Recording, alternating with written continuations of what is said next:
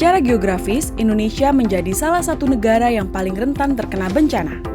Hal tersebut dikarenakan Indonesia terletak di kawasan Ring of Fire, efek pemanasan global, dan akibat pengaruh perubahan iklim. Berdasarkan data informasi bencana Indonesia dari BNPB pada tahun 2005 sampai 2015, Indonesia mengalami kejadian bencana hidrometeorologis sebanyak 11.648 kasus dan kejadian bencana geologis sebanyak 3.810 kasus. Akibatnya, korban dapat mengalami gangguan fisik dan psikis, di antaranya kekurangan gizi, stres, trauma, depresi yang salah satunya karena kehilangan keluarga, hingga akses pendidikan seperti belajar mengajar yang terhenti.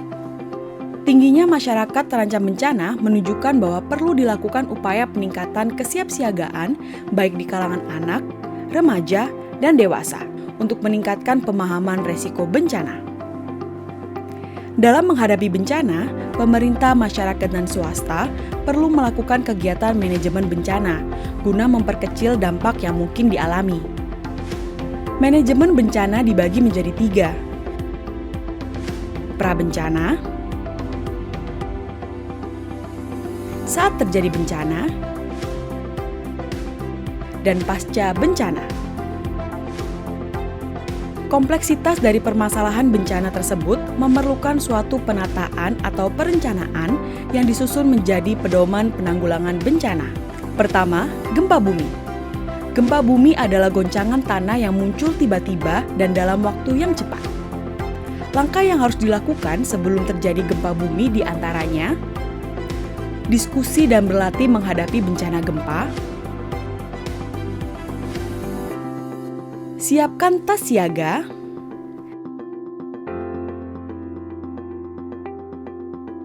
dan perhatikan kondisi rumah. Saat terjadi gempa, jangan panik. Segera menuju tempat terbuka dengan jauhi bangunan atau tempat yang rawan longsor. Segera lakukan drop, cover, dan hold on.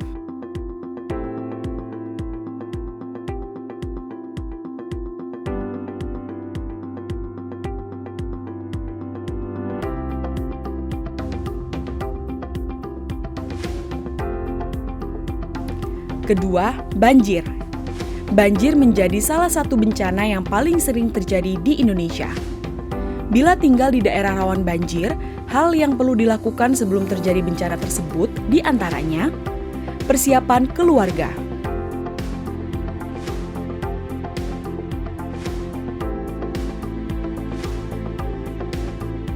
dan persiapan lingkungan.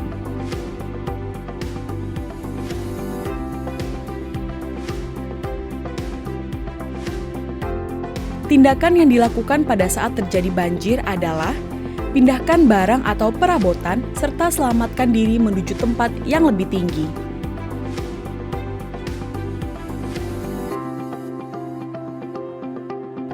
Tindakan pasca banjir.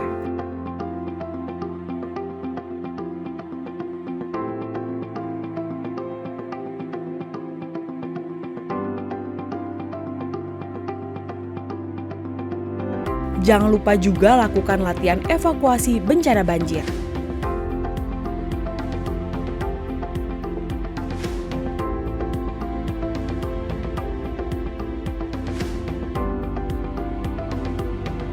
Ketiga, gunung berapi.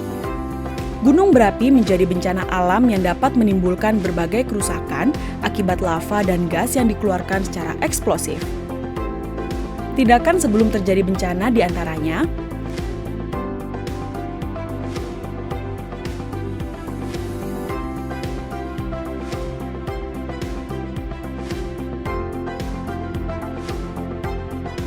persiapan saat bencana,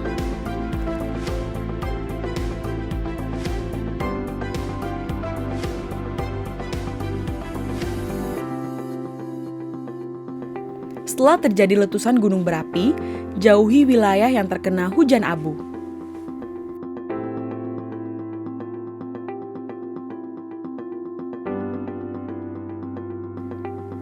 Keempat, tsunami. Tsunami adalah gelombang laut yang sangat besar akibat gempa, tanah longsor di bawah laut, letusan gunung berapi atau asteroid. Hal yang harus dilakukan jika tinggal di daerah pesisir pantai yang memiliki resiko tsunami tinggi diantaranya: saat dalam peringatan tsunami, segera dengarkan informasi dan peringatan darurat. Jangan menunggu, segera pergi menuju tempat yang lebih tinggi.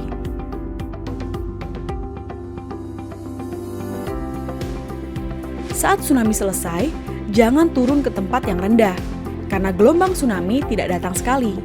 Bisa jadi gelombang yang datang justru lebih tinggi dari sebelumnya. Kelima, kebakaran pemukiman. Kebakaran pemukiman bisa terjadi diantaranya karena beban colokan listrik yang terlalu banyak dan kabel listrik yang telah usang. Lupa mematikan kompor atau terjadi ledakan gas, juga akibat membakar sampah. Saat terjadi kebakaran, segera mencegah penyebaran api semakin besar dengan apar, atau bisa juga gunakan karung goni atau handuk basah. Pasca kebakaran, segera periksa kondisi keluarga dan orang-orang di sekitar lokasi kebakaran. Keenam, angin puting beliung. Angin puting beliung terjadi akibat adanya perbedaan tekanan sangat besar dengan kecepatan sekitar 20 km per jam. Tindakan sebelum terjadi puting beliung diantaranya: saat terjadi puting beliung, segera menjauh dari lokasi kejadian.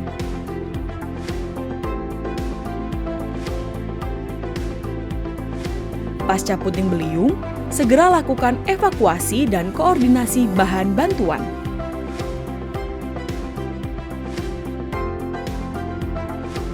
Ketujuh, tanah longsor. Biasanya disebabkan oleh beberapa faktor, di antaranya karena kondisi material maupun getaran yang disebabkan oleh gempa, ledakan, penggalian, serta getaran. Tindakan yang harus dilakukan sebelum tanah longsor.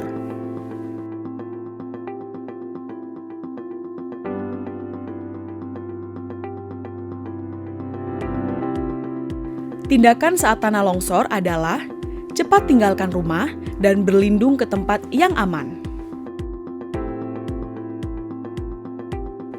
Pasca tanah longsor, jauhi kawasan yang terkena tanah longsor dan tetap berada di tempat yang aman.